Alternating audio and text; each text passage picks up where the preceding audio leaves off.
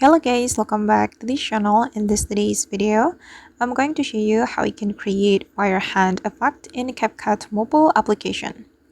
Okay, let's get into it. Here I have created a project in my CapCut, and first thing first, you have to create a video like this. And after that, we're going to overlay this video with the fire video. I have downloaded the fire video from the internet. We can click on overlay and tap on add overlay, and this is the fire video I have downloaded. We can just click on it to add it to our project.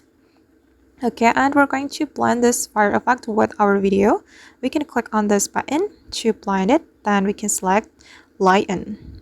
Okay, and we can place this fire effect to our hand, and I'm going to show you how I place it to my hand. Oops, wait guys.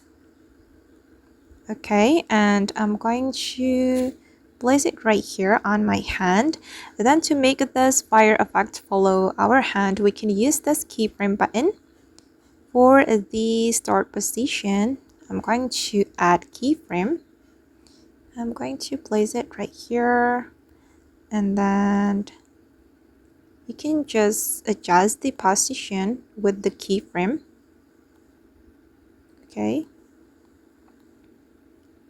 you can adjust it one by one like this until the rest of your video. Okay, and I think it's done. I'm going to delete. Okay, and this is how it looks. And I know guys that maybe this is not perfect, but here at least I just want to show you how the basic tutorial on how we can create the fire hand effect in CapCut. Alright guys, and that's how we can create the fire hand effect in CapCut mobile application. I hope this tutorial will be useful for you.